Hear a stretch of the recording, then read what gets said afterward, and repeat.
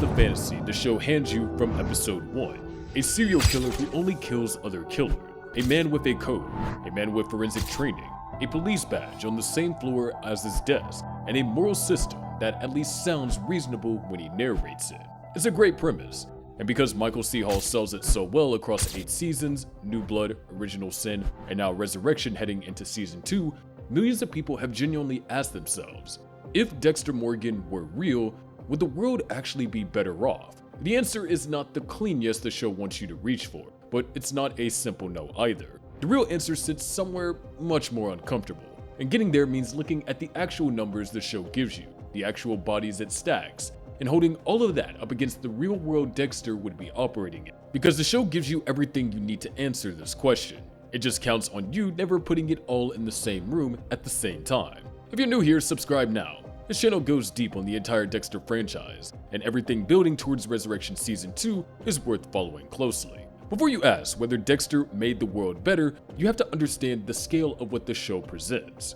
Based on on-screen evidence, blood slide counts, and widely accepted fan breakdowns across the original 8 seasons, New Blood, and the kills accounted for in Original Sin, Dexter's kill count is estimated to be over 150, though no official total has ever been confirmed by the show itself.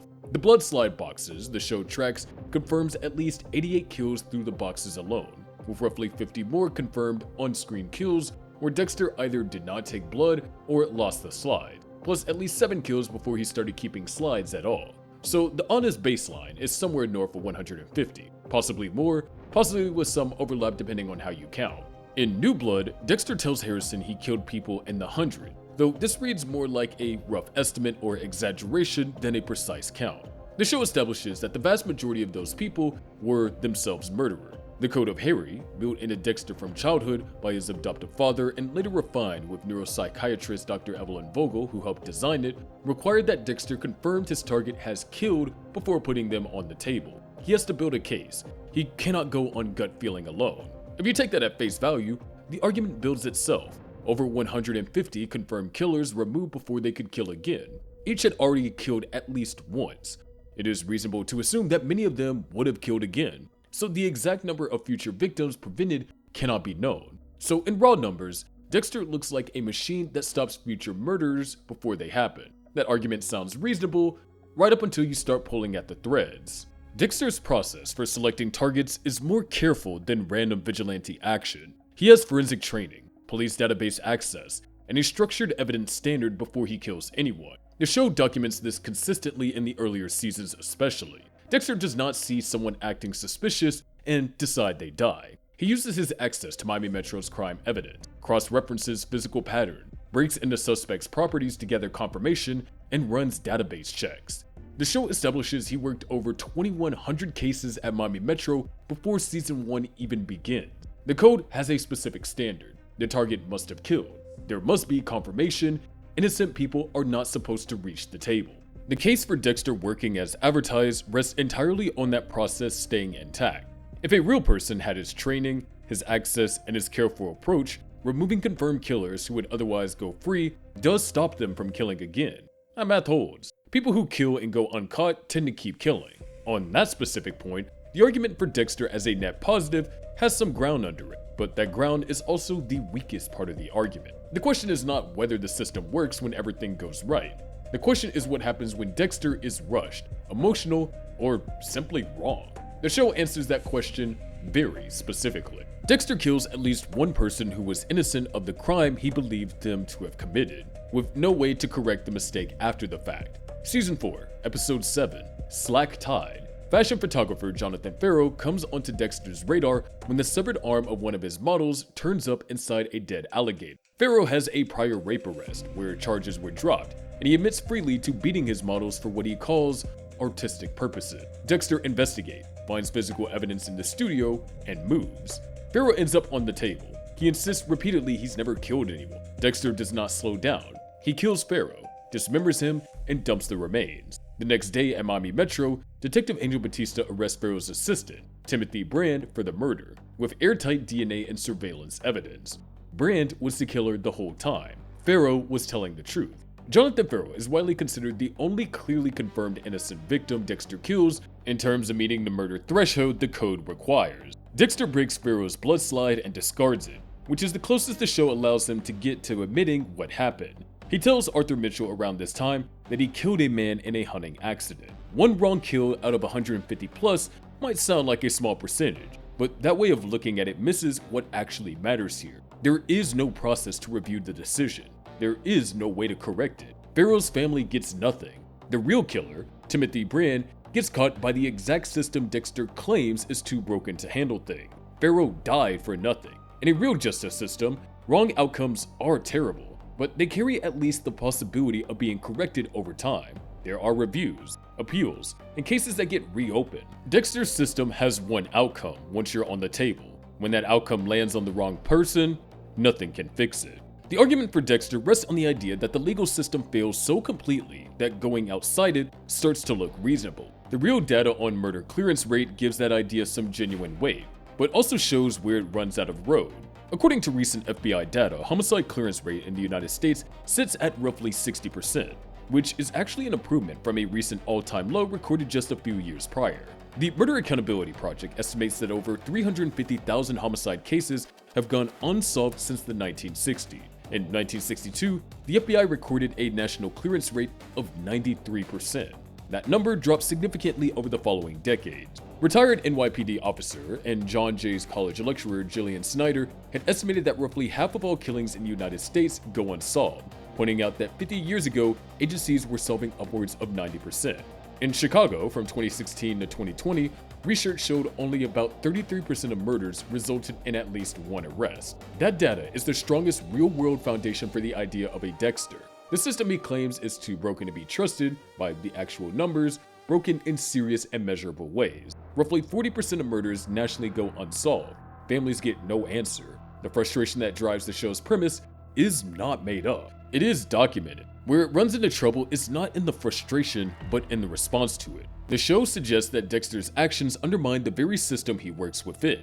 His operation has no outside checks, no way to catch its own errors, and no way to separate itself from what it claims to oppose other than the judgment of the person running it. And that person, as the show documents across multiple seasons, prioritizes his own freedom above the code when the two come into conflict. The show presents a pattern where Dexter's operation produces deaths among innocent people that the system's failures alone never caused. The people who die around him because he exists are people who would likely still be alive without him. Rita Morgan, Dexter's wife.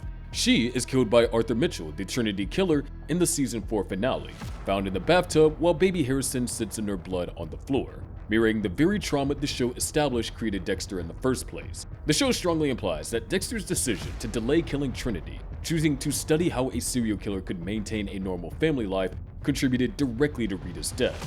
He had opportunities to end Trinity earlier. He did not take them. When he finally does, it's already too late.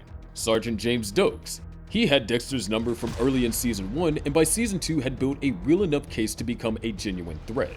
Dexter plants evidence that leads to Dokes being officially identified as the Bay Harbor Butcher, then cages him in the Everglades where Lila West eventually finds him and blows up the cabin. Dokes dies. A decorated Miami Metro sergeant is labeled the worst serial killer in the department's history, based on evidence Dexter put there. Captain Maria LaGuerta never accepted that Dokes was guilty and built a careful season 7 investigation that pointed directly towards Dexter. She is ultimately killed after pursuing that investigation, an investigation that was correct. Deborah fires the shot, but the situation was engineered by Dexter. Sergeant Logan in New Blood, an innocent officer and Harrison's wrestling coach. Logan is killed by Dexter during his jail cell escape when Logan refuses to hand over the keys and reaches for his weapon. It is the moment that breaks whatever story Harrison has been telling himself about his father. A real Dexter operating inside a police department does not stay contained to his target. He tampers with evidence to protect himself, which means cases close on wrong conclusion.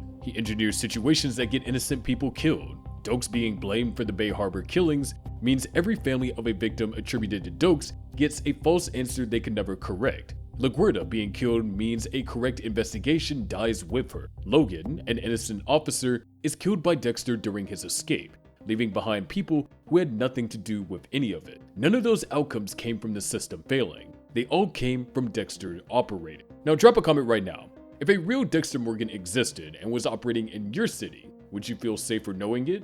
or would the idea terrify you? The show explores how Dexter's actions create a template that others attempt to replicate, with results that go badly almost immediately. Season 3 gives you Miguel Prado, an assistant district attorney who finds out what Dexter does and wants in.